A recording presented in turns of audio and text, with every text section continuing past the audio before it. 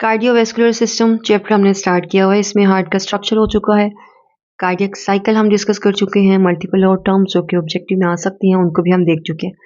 आज हम देखेंगे कि ब्लड की कंपोजिशन क्या होती है और इसमें कौन कौन से कंपोनेंट्स मौजूद होते हैं। एंड ये स्टार्ट करने से पहले आप सबको ये चीज़ क्लियर है कि ब्लड हमारी बॉडी में सर्कुलेट करने वाला वो फ्लूइड है जो कि मल्टीपल चीज़ों को ट्रांसफ़र करता है या कम्युनिकेट करने में हेल्प करता है। लाइक गट के अंदर जो न्यूट्रिएंट्स मौजूद हैं उसको पूरी बॉडी में सप्लाई करने में हेल्प करता है। रेस्पिरेटरी सिस्टम के गैसेस को पूरी बॉडी में सप्लाई करने में हेल्प करता है। तो इट मीन्स कि ब्लड वो मीडियम है जो कि पूरी बॉडी को उसकी ज़रूरत की चीज़ें ट्रांसफ़र करेगा रेलेवेंट सिस्टम से पिक करके, और जो भी वेस्ट है उसको बॉडी के सेल से रिमूव भी करेगा और जहाँ कहीं से रिमूव होना है वहाँ पे ट्रांसफ़र करेगा। लाइक कार्बन डाइऑक्साइड गैस है, वो वेस्ट है हमारे सेल के अंदर, वो देगा रेस्पिरेटरी सिस्टम को। इसके अलावा जो भी नाइट्रोजनस वेस्ट है वो देगा किडनीज को। ऑक्सीजन सप्लाई करेगा बॉडी के सेल्स को लंग से पिक करके, और गट से पिक करके न्यूट्रिएंट सप्लाई करेगा। तो पूरी बॉडी में जहाँ पे जो भी चीज़ ट्रांसफ़र हो रही है वो करनी है ब्लड ने। ब्लड की कितनी अमाउंट एक पर्सन के अंदर होती है, एवरेज अमाउंट जो लिखी जाती है एक हेल्दी पर्सन के अंदर वो लिखी जाती है 5 to 6 litres. But her person में इसकी अमाउंट जो है वो वेरिएबल होती है, बिकॉज जिनका वेट कम होगा उनके अंदर ब्लड भी कम होगा, जिनका वेट ज़्यादा है उनका ब्लड भी क्या होगा, ज़्यादा होगा। तो किसी भी पर्सन के अंदर ब्लड की अमाउंट फाइंड आउट करने के लिए हम क्या कर सकते हैं, उस पर्सन के वेट को डिवाइड कर सकते हैं 12 के साथ। तो वेट का जो 12th पार्ट होता है वो हमें किसी भी पर्सन के अंदर मौजूद ब्लड की अमाउंट दे सकता है। लाइक सपोज करो कि अगर किसी पर्सन का वेट है 56 kgs, उसको अगर आप 12 से डिवाइड करेंगे अप्रोक्सीमेटली 4.5 4.6 इस पर्सन के अंदर ये लीटर्स में है अमाउंट मौजूद है ब्लड। ब्लड की पीएच की अगर बात की जाए तो पीएच हमारा जो ब्लड है ये स्लाइटली अल्कलाइन होता है। इट मीन्स कि 7 से ज़्यादा पीएच होती है थोड़ी सी, और कितनी होती है ज़्यादा, ये होती है 7.35 से 7.45।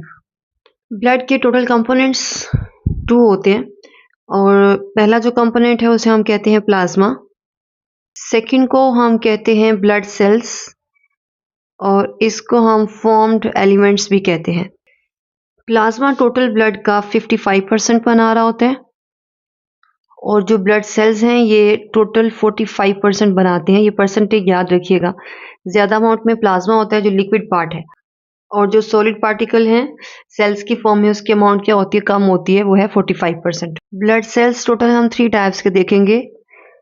फर्स्ट हम देखेंगे आरबीसीज, सेकंड डब्ल्यूबीसीज, और थर्ड प्लेटलेट्स। जो फर्स्ट कंपोनेंट प्लाज्मा है इसकी कंपोजिशन लिखते हैं, इसके कैरेक्टर्स को ऐड करते हैं, और ये चीज़ आप स्टार्टिंग पे ये नोट कर लें कि ब्लड की कंपोजिशन में ऐसा कोई कॉन्सेप्ट्स आपके नहीं होंगे प्रीवियस टॉपिक्स की तरह। इसमें जस्ट आपने कुछ कैरेक्टर्स की लिस्ट जो है वो बनानी है, और यही कैरेक्टर्स अगर आप याद कर लेंगे तो आपको किसी नोट्स में से याद करने की ज़रूरत नहीं है। इसी तरह से बुलेट्स की फॉर्म में ये कैरेक्टर्स ऐड कर दीजिएगा, आपके इंशाल्लाह मार्क्स आ जाएंगे। तो पहला जो कंपोनेंट प्लाज्मा है इसकी कंपोजिशन देखते हैं और इसके कैरेक्टर्स देखते हैं। प्लाज्मा लिक्विड पार्ट है हमारे ब्लड का जिसके अंदर ये सॉलिड पार्टिकल्स मौजूद होंगे। तो प्लाज्मा की कंपोजिशन देखते हैं।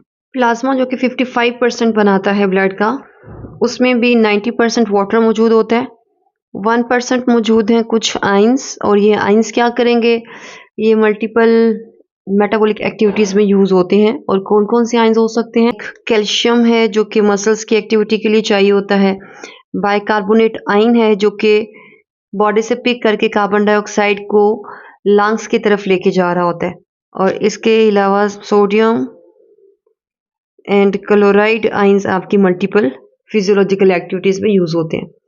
और जब भी बॉडी के सेल को रिक्वायर्ड होते हैं तो ब्लड जो है ये अपने आइंस प्रोवाइड करता है बॉडी के उस सेल को। क्योंकि हम कह रहे थे कि प्लाज्मा हमारे ब्लड का लिक्विड पार्ट है, तो उस लिक्विड में भी 90% वाटर होता है। बाकी 10% कंपोजिशन हम लिख रहे हैं क्या हो सकता है पानी के अलावा ब्लड के लिक्विड पार्ट में। तो 1% हमने आइंस लिखे हैं, और 7 to 8% इसमें कुछ प्रोटीन्स होती हैं। और कौन कौन सी प्रोटीन्स हो सकती हैं प्लाज्मा में, उसकी लिस्ट बना लेते हैं। पहली जो प्रोटीन है वो है फिब्रिनोजन एंड प्रोथ्रोम्बिन। पहले प्रोटीन्स की लिस्ट बना लेते हैं, देन उसके बाद मैं फंक्शन आपको ऐड करवा देती हूँ। सेकंड प्रोटीन जो मौजूद होती है हमारे प्लाज्मा के अंदर वो है ग्लोबुलिन्स। और थर्ड जो ग्रुप मौजूद है प्रोटीन्स का उसे हम कहते हैं एल्ब्यूमिन प्रोटीन, क्योंकि ये प्लाज्मा के अंदर है तो हम इसको सीरम एल्ब्यूमिन्स भी कहते हैं। और फोर्थ जो ग्रुप मौजूद है वो है heparin.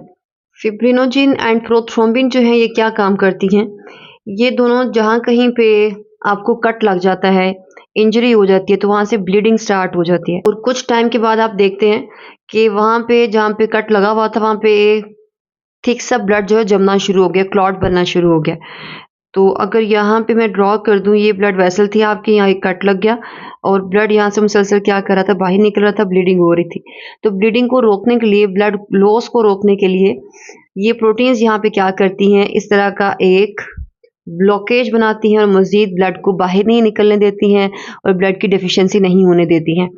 So fibrinogen and prothrombin क्या करेंगी, ब्लड क्लॉट बनाएंगी उस जगह पे जहाँ पे कट लगा है या जहाँ पे इंजरी हो गई है, ब्लीडिंग को रोकेंगी और ब्लड की डेफिशिएंसी हमारी बॉडी में नहीं होने देंगी। ग्लोबुलिन्स की मल्टीपल टाइप्स होती हैं, जो सबसे कॉमन हमारे मौजूद हैं प्लाज्मा के अंदर वो हैं गामा ग्लोबुलिन्स। और गामा ग्लोबुलिन्स को हम इम्यूनोग्लोबुलिन्स भी कहते हैं। और ये इम्यूनोग्लोबुलिन्स जिन्हें हम गामा ग्लोबुलिन्स भी कहते हैं, ये क्या करते हैं, जब कभी हमारी बॉडी में वायरस या बैक्टीरिया एंटर हो जाते हैं, कोई भी ऐसा एजेंट जो कि डिजीज़ काज करवाने आया है, ये उसको किल करती हैं और इन्फेक्शंस को स्टॉप करती हैं। एल्ब्यूमिन्स क्या करती हैं, एल्ब्यूमिन्स जो हैं ये ऑस्मो रेगुलेशन में हेल्प करती हैं। ऑस्मो रेगुलेशन मीन्स कि हमारी बॉडी में वाटर लेवल को मेंटेन रखती हैं। तो जब हमारे प्लाज्मा में 90% वाटर से वाटर कम हो जाएगा तो ये वाटर को इनटेक करने में हेल्प करती हैं, एब्जॉर्प्शन ज़्यादा करवाती हैं गट में से। और अगर ब्लड में ऑलरेडी वाटर ये मौजूद है तो यही जो एल्ब्यूमिन है ये मज़ीद वाटर के एब्जॉर्प्शन को रोक भी सकती है। इट मीन्स कि ऑस्मो रेगुलेशन को मेंटेन करना, ब्लड में वाटर के लेवल जितना हमारा रिक्वायर्ड है उसको मेंटेन रखना, ना उससे कम होने देना और ना उससे ज़्यादा होने देना। और इम्यूनोग्लोबुलिन्स जो कि गामा ग्लोबुलिन्स हैं ये इन्फेक्शंस के साथ फाइट करने में हेल्प करती हैं। एंड फिब्रिनोजिन जो है ये ब्लड क्लॉट बनाने में हेल्प करती हैं।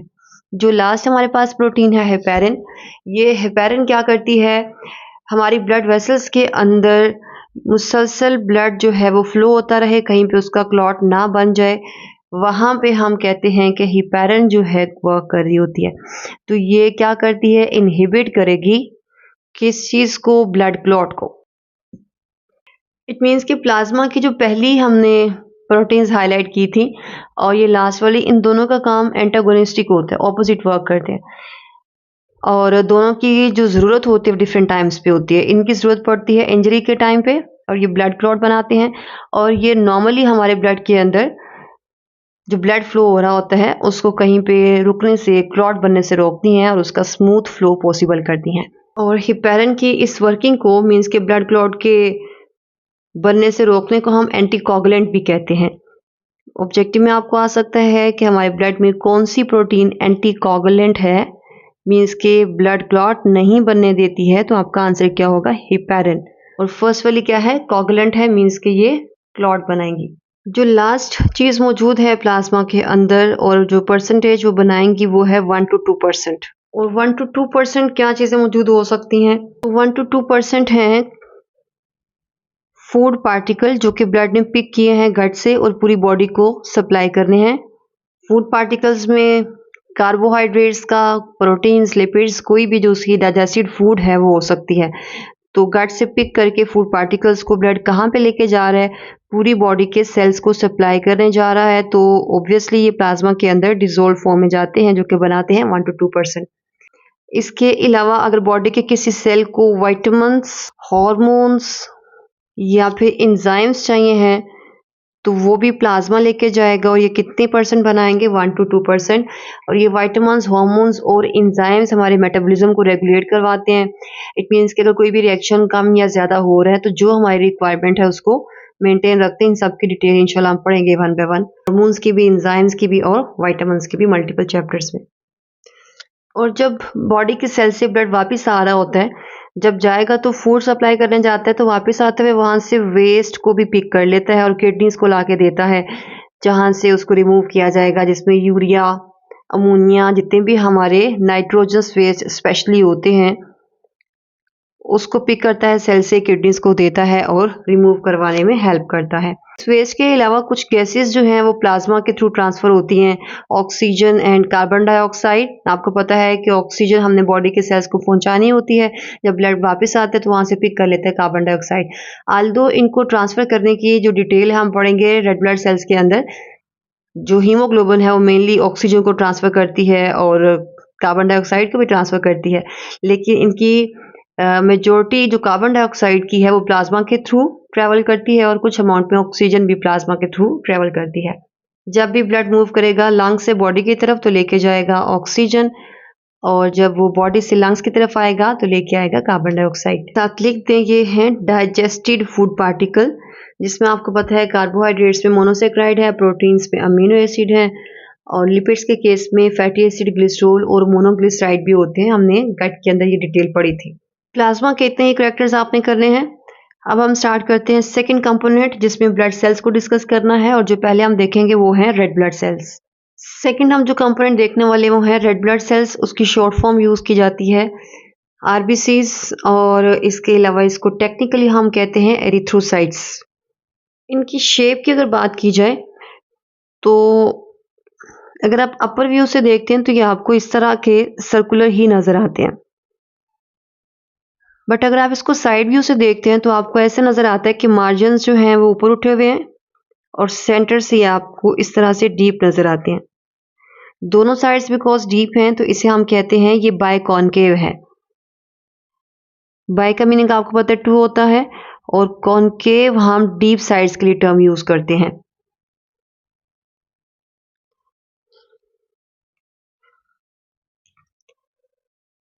अगर हम इसके डायमीटर की बात करें आरबीसीज की, तो यहां से लेकर यहां तक ये जो डायमीटर बनेगा ये होता है 7.5 से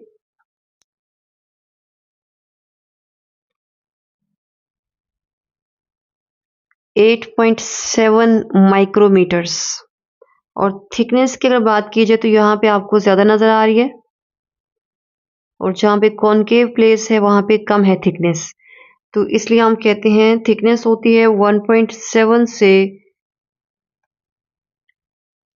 2.2 माइक्रोमीटर्स। आरबीसीज की फॉर्मेशन के लिए जो टर्म हम यूज करते हैं वो है एरिथ्रोपोइसिस। और अगर कहीं पे आपको हेमेटोपोइसिस टर्म लिखी हुई नजर आ रही है तो इट मीन्स कि हम यहाँ पे किसी भी ब्लड सेल की फॉर्मेशन की बात करेंगे। वो आरबीसीज भी हो सकते हैं, डब्ल्यूबीसीज भी हो सकते हैं, और प्लेटलेट्स भी हो सकते हैं। तो ब्लड सेल्स की फॉर्मेशन को हम कहते हैं हेमेटोपोइसिस है। अगर आरबीसीज की फॉर्मेशन हो रही है तो उसे हम कहते हैं एरिथ्रोपोइसिस है। आरबीसी काउंट की अगर बात की जाए, मीन्स कि आरबीसीज का कितना नंबर होता है, तो मेल में आरबीसीज का नंबर ज्यादा होता है एज कम्पेयर टू फीमेल, और ये होता है 4.3 से 5.9 मिलियंस पर क्यूबिक मिलीमीटर। और फीमेल में थोड़ा सा कम होता है, और कितना होता है 3.5 से 5.5 मिलियन पर क्यूबिक मिलीमीटर। और बहुत से स्टूडेंट्स को जब ये अमाउंट लिखवाई जाती है तो उनको लगता है कि ये टोटल हमारे ब्लड के अंदर आरबीसीज की अमाउंट है, तो ये ओनली मैंने 1 क्यूबिक मिलीमीटर में लिखी है। 1 क्यूबिक मिलीमीटर एक ड्रॉप के इक्वल साइज है, तो इतने ब्लड में इतनी अमाउंट होती है। ये सारे ब्लड के अंदर हमने नहीं लिखी है। जो आपका 5 to 6 लीटर अगर है तो ये सारे के अंदर नहीं है। और ये पर क्यूबिक मिलीमीटर को लिखने के मल्टीपल मेथड यूज किए जाते हैं, और एग्जाम में आपको आ सकता है, तो मैं आपको लिख के दिखा देती हूँ। एक तो हमने ये लिखा कि मिलियन लिख के हमने स्लैश लगा दिया कि हमने इतनी अमाउंट में किया। और अगर आप ऐसे नहीं लिखना चाहते तो मैं ये पहली वैल्यू लेके आपको लिखवा रही हूँ, तो आप लिख सकते हैं 4.3 CUMM। ये किसको शो करेगा? पर क्यूबिक। पी शो करेगा पर को, CU क्यूबिक को, और ये मिलीमीटर को शो करेगा। अक्सर ऑब्जेक्टिव में लिखा गया होता है तो आपने इसका ये मीनिंग याद रखना है।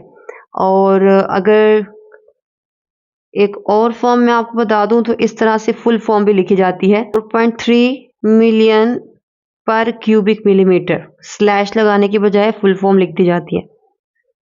और सबसे जो है आसान मेथड वो ये वाला है, तो आप इसी को यूज़ कीजिएगा। इसको ओनली याद कर लीजिएगा, अगर ऑब्जेक्टिव में कोई आपसे पूछ ले इस तरह से तो आपको पता हो। और ये जस्ट मैंने पहला यहाँ से वैल्यू पकड़ के आपको लिख के दिखाया है।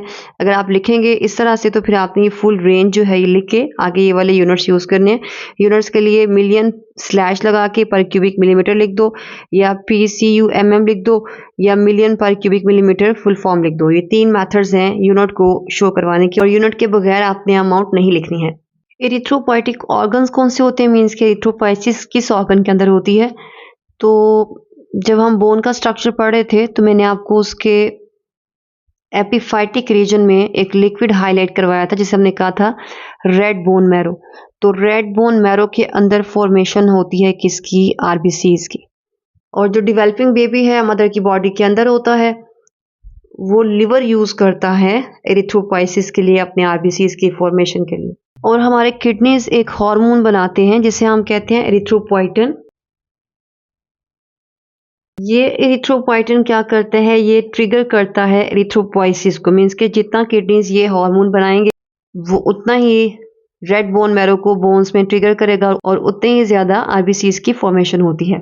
7th नंबर पे जो आप करेक्टर हाईलाइट करेंगे वो है आरबीसी काउंट। जितना आपने पहले लिखा था, अगर उससे ज्यादा हो जाता है जो कि एबनॉर्मल बिहेवियर है, तो उसे हम क्या कहते हैं, पॉलीसाइथीमिया। और अगर आरबीसी काउंट हमारी रिक्वायर्ड अमाउंट जो हम लिख रहे थे उससे कम हो गया है, तो उसे हम कहते हैं एरिथ्रोसाइटोपिनिया। जो मैच्योर आरबीसीज होते हैं, मीन्स कि जिनकी ग्रोथ हो चुकी होती है और अपना काम शुरू कर देते हैं, वो होते हैं इन्यूक्लिएटेड। इट मीन्स कि उनके सेल के अंदर न्यूक्लियस मौजूद नहीं होता। और उसकी रीजन क्या होती है कि सेल के अंदर सिर्फ न्यूक्लियस को ही रिमूव नहीं कर दिया जाता है आरबीसीज के मैच्योर होने के बाद, बल्कि बाकी ऑर्गेनेलिज भी खत्म कर दिए जाते हैं, रिमूव करवा दिए जाते हैं। और हर जगह पे साइटोप्लाज्म में सेल में एक प्रोटीन फिल करवा दी जाती है। उस प्रोटीन को हम कहते हैं हीमोग्लोबिन। और ये हीमोग्लोबिन अगर मैं शॉर्ट फॉर्म में आपको लिख दूं तो इसको हम एच भी कहते हैं। जब भी ब्लड लंग्स के अंदर मौजूद होता है तो ये हीमोग्लोबिन अपने साथ ऑक्सीजन को बाइंड करवाती है। उस हीमोग्लोबिन को हम कहते हैं ऑक्सी हीमोग्लोबिन। और ऑक्सी हीमोग्लोबिन की फॉर्म में जो ब्लड है वो जाता है बॉडी के सेल्स की तरफ, और ये लंग्स के अंदर रिएक्शन हुआ था। बॉडी के सेल्स में जाके ये रिवर्स रिएक्शन होता है। मीन्स कि ऑक्सी हीमोग्लोबिन जो है ये ऑक्सीजन फ्री करवा देती है, बॉडी के सेल्स को दे देती है, और हीमोग्लोबिन जो है ये फ्री हो जाती है। फिर दोबारा से ये वापसी पे पिक कर लेती है वहां से कार्बन डाइऑक्साइड, और बॉडी के सेल्स में जो फ्री हीमोग्लोबिन है ऑक्सीजन देने के बाद, अगर वो कार्बन डाइऑक्साइड पिक कर रही है तो उस हीमोग्लोबिन को हम कहते हैं कार्बोक्सी हीमोग्लोबिन। हीमोग्लोबिन वापसी भी बहुत कम अमाउंट में कार्बन डाइऑक्साइड को पिक करती है, क्योंकि मेजर जो कार्बन डाइऑक्साइड है वो बाइकार्बोनेट आयंस की फॉर्म में हमारे प्लाज्मा के थ्रू लंग्स में आता है। वाइल ये वाली जो फॉर्म है हीमोग्लोबिन की, मैक्सिमम जो ऑक्सीजन है वो ट्रांसफर की जाती है ऑक्सी हीमोग्लोबिन की फॉर्म में फ्रॉम लंग्स टू बॉडी के सेल्स। तो इसलिए जो मैच्योर आरबीसीज होते हैं उसमें क्या कर दिया जाता है, उसके हर एक ऑर्गेनेली को, स्पेशली न्यूक्लियस जो कि सबसे मेन पार्ट होता है सेल का, उसको रिमूव करवा दिया जाता है, और मैक्सिमम स्पेस में ये वाली गैस फिल कर दी जाती है, सो डेट मैक्सिमम हीमोग्लोबिन के मॉलिक्यूल यहाँ पे रहें, और मैक्सिमम जो हमारे पास ऑक्सीजन है वो बाइंड होके ट्रेवल कर सके लंग से बॉडी के सेल्स के पास। और ये भी नोट कर लें कि एक जो हीमोग्लोबिन है वो 4 मॉलिक्यूल्स जो है पिक करती है ऑक्सीजन के। तो जितने हीमोग्लोबिन होंगे उतने ही ऑक्सीजन जो वो कैरी करेगी और लेके जाएगी बॉडी के सेल्स के पास, क्योंकि आपको पता है कि बॉडी के सेल्स को मुसलसल ऑक्सीजन चाहिए होती है। तो इसलिए हम कहते हैं मैच्योर आरबीसीज होते हैं ई न्यूक्लिएटेड। ई का मीनिंग है एग्जिट होना, न्यूक्लिएटेड मीन्स न्यूक्लियस का। लेकिन जो इमेच्योर आरबीसीज होते हैं, मीन्स के जिनके अभी फ्रेशली सिंथेसिस हुई होती है, जब भी न्यूली बने होते हैं, उनके पास सारे ऑर्गेनेलिज मौजूद होते हैं, उनके पास उनका न्यूक्लियस भी मौजूद होता है।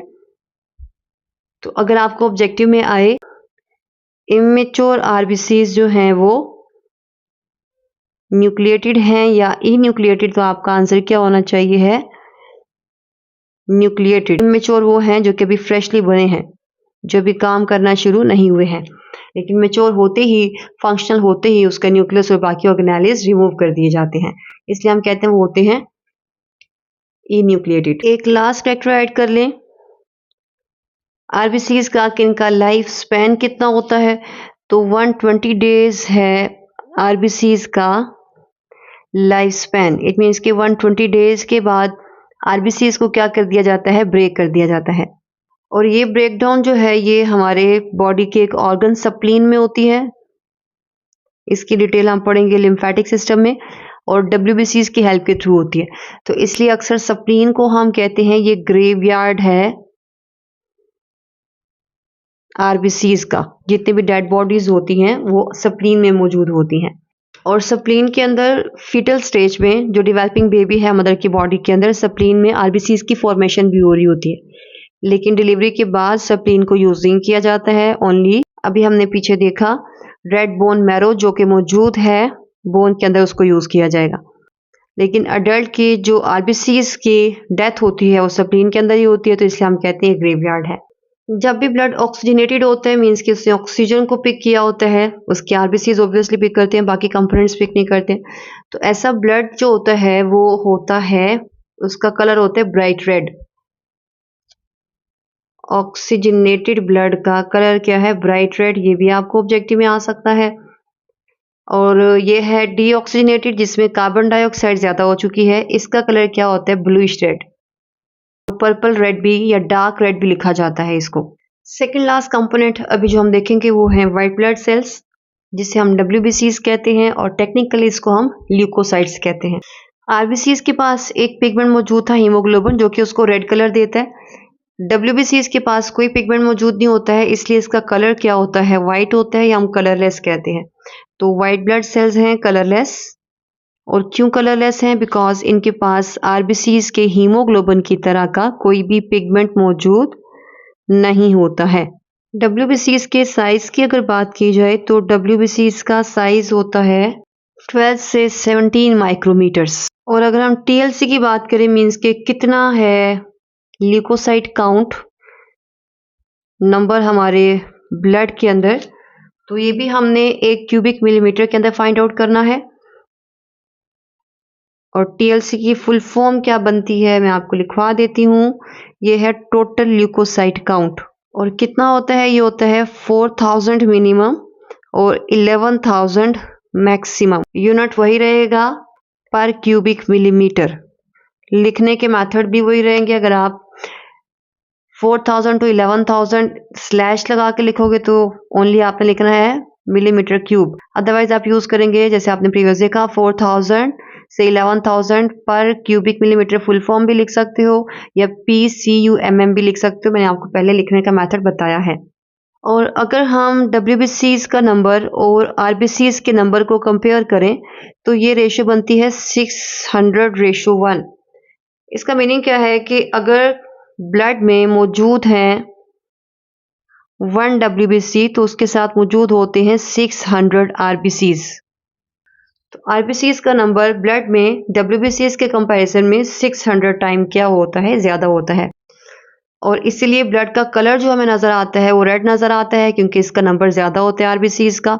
और इसका जो कलरलेस है वो हमें एज सच नजर नहीं आता, बिकॉज ये हाइड हो जाता है इतनी ज्यादा अमाउंट आरबीसीज के अंदर। आरबीसीज की तरह डब्ल्यूबीसीज की कोई स्पेसिफिक शेप नहीं होती है, तो इसलिए इसका लिखा जाता है डब्ल्यूबीसीज की शेप क्या है, इर्रेगुलर। और ये अपनी शेप बिकॉज चेंज करते रहते हैं, लेकिन जब कभी रेस्टिंग स्टेट में होते हैं आपको सर्कुलर फॉर्म में भी नजर आते हैं। ये 3 टर्म्स एक साथ एक्सप्लेन करते हैं। ल्यूकोपोइसिस हम कहते हैं डब्ल्यूबीसीज की फॉर्मेशन को। अभी हमने स्टार्टिंग पे देखा हिमेटोपोइसिस था कोई भी ब्लड सेल की फॉर्मेशन, और एरिथ्रोपोइसिस था आरबीसीज की फॉर्मेशन। डब्ल्यूबीसीज है ल्यूकोपोइसिस। ल्यूकोसाइटोसिस क्या होता है, जो टीएलसी अभी हम पीछे ये वाला लिख रहे थे, अगर किसी पर्सन में इस रेंज से अमाउंट ज्यादा हो जाती है टोटल ल्यूकोसाइट काउंट, जो कि एबनॉर्मल कंडीशन है, उसे हम कहते हैं ल्यूकोसाइटोसिस है। और इस रेंज से कम हो जाने को हम कहते हैं ये ल्यूकोसाइटोपीनिया है। तो कम हो जाना किसका, टीएलसी का, उसे हम कहते हैं ये है ल्यूकोपीनिया। और डब्ल्यूबीसीज की फॉर्मेशन कहाँ पे होती है, जैसे अभी हम पीछे देख रहे थे आरबीसीज की तरह ये भी बनते हैं रेड बोन मैरो के अंदर, इसके अलावा मल्टीपल लिम्फ नोड्स के अंदर एंड लिम्फ ऑर्गन्स के अंदर। लाइफ स्पैन डब्ल्यूबीसीज का होता है बहुत कम है as compare to RBCs, 12 to 20 days. और इनमें जो मेच्योर डब्ल्यूबीसीज हैं उसमें न्यूक्लियस होता है, इसलिए हम कहते हैं WBCs हैं न्यूक्लिएटेड सेल्स और मल्टीपल टाइप के न्यूक्लियस मौजूद होंगे। अभी इनकी टाइप से हम देखते हैं। WBCs बहुत ज़्यादा अमाउंट में है, उनकी कोई मजीद टाइप नहीं थी। WBCs की दो तरह के ग्रुप्स होते हैं।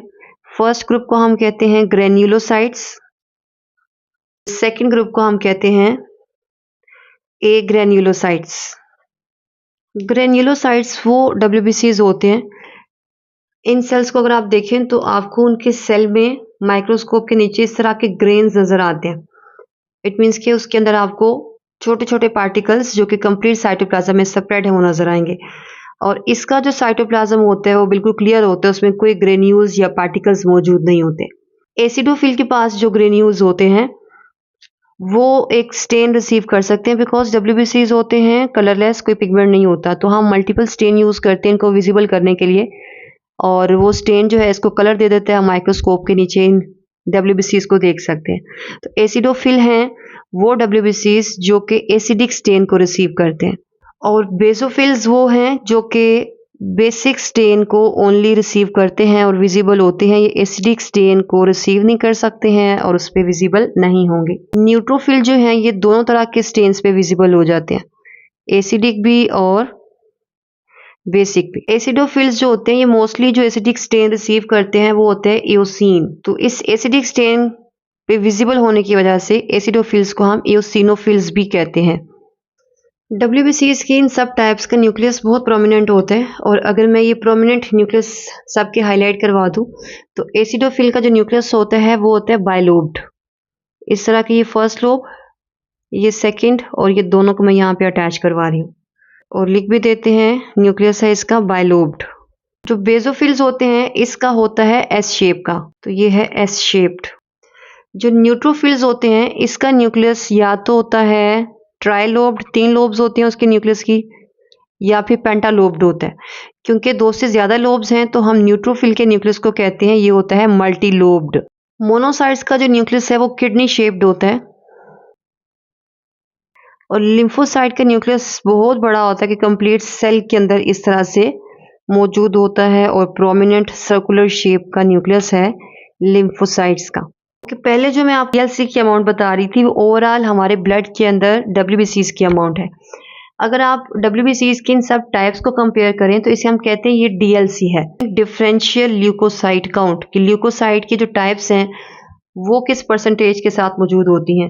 तो इसमें से जो आपके न्यूट्रोफिल्स होते हैं ये सबसे ज्यादा अमाउंट में होते हैं, और ये होते हैं 40 to 75%। एसिडोफिल्स जिसे हम एसिनोफिल्स भी कहते हैं ये होते हैं ओनली 1 to 6%। बेसोफिल्स की अमाउंट बहुत कम होती है और ये 0 से 2% तक होते हैं। मोनोसाइट होते हैं 2 से 10%, और लिम्फोसाइट जो हैं ये टोटल हमारे WBCs में मौजूद होते हैं 15 to 40%। तो ये हमने देखा डिफरेंशियल ल्यूकोसाइट काउंट, कि अगर मल्टीपल टाइप्स मौजूद हैं ल्यूकोसाइट्स की तो किसकी परसेंटेज सबसे ज्यादा है, किसकी सबसे कम होती है, और बाकियों का इनके कंपैरिजन में कितनी परसेंटेज हो सकती है ब्लड में। ये ओनली है किसकी परसेंटेज, WBCs की।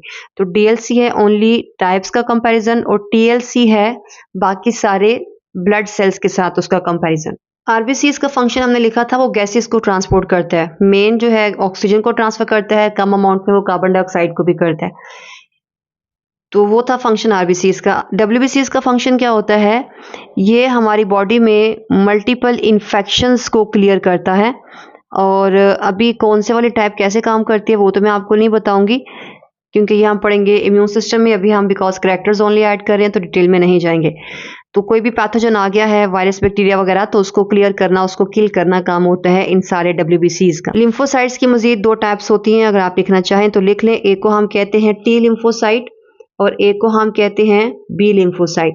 B लिम्फोसाइट जो है इनका ये करैक्टर है कि ये प्रोटीन एक बनाते हैं एंटीबॉडीज, उसके बनाने के बाद वो वायरसेस और बैक्टीरियाज को किल करते हैं। और T जो है ये हेल्पर होते हैं, मींस के हेल्प करते हैं हमारे B सेल्स को ज्यादा अमाउंट में एंटीबॉडीज बनाने के लिए और इन्फेक्शंस को क्लियर करने के लिए। और अक्सर ऑब्जेक्टिव में आ जाता होता है कि हम लिम्फोसाइट को T एंड B क्यों कहते हैं। तो फर्स्ट टाइम जो T वाला है ये आइसोलेट किया गया था थाइमस, जो हम पढ़ेंगे लिम्फेटिक सिस्टम, और B जो है ये बर्ड्स के बर्सा ऑर्गन से फर्स्ट टाइम क्या किया गया था, आइसोलेट किया गया था। क्योंकि WBCs में बहुत प्रोमिनेंट न्यूक्लियस मौजूद था और मल्टीपल टाइप के न्यूक्लियस मौजूद थे, तो इसलिए एक टर्म हम यूज करते हैं polymorphonuclear leukocytes. Poly means many, morpho means shape, nuclear means nucleus की, और किसके अंदर होती हैं? मल्टीपल शेप न्यूक्लियस की, ल्यूकोसाइड्स के अंदर। इसके लिए शॉर्ट फॉर्म्स हम यूज करते हैं, हम कहते हैं PMNL भी कहते हैं इसको। P होगा पोली के लिए, M मॉर्फो, N न्यूक्लियर के लिए और L होगा ल्यूकोसाइड के लिए।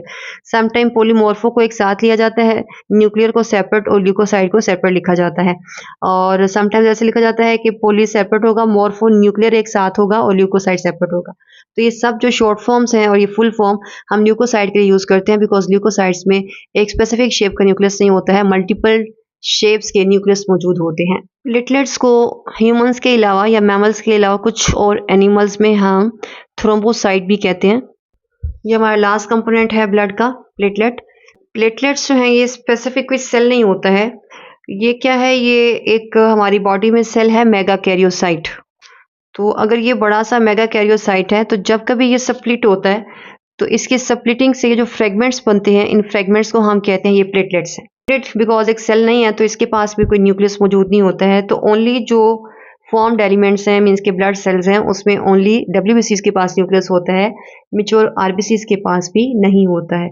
और प्लेटलेट्स का फंक्शन क्या होता है? जहाँ कहीं पे कट लग गया है या इंजरी हो गई है, वहां पे जाके ब्लीडिंग को रोकना और क्या करना? ब्लड क्लॉट बनाना। और ये जो फ्रेगमेंट्स होते हैं, इन फ्रेगमेंट्स का साइज कितना होता है? इनका साइज होता है 2 से 3 माइक्रोमीटर्स। काउंट की बात की जाए तो ये होते हैं 150,000 से लेके 400,000 पर क्यूबिक मिलीमीटर। और इनका लाइफ स्पैन जो है ये होता है 10 डेज। ये था मेरा बेटा ब्लड की कंप्लीट कंपोजिशन। आई होप आप सबको क्लियर होगी। आपको कोई भी डाउट हो तो आप मेरे से डिस्कस कर लीजिएगा। नेक्स्ट इंशाल्लाह हम देखेंगे कि ब्लड ग्रुप्स क्या होते हैं।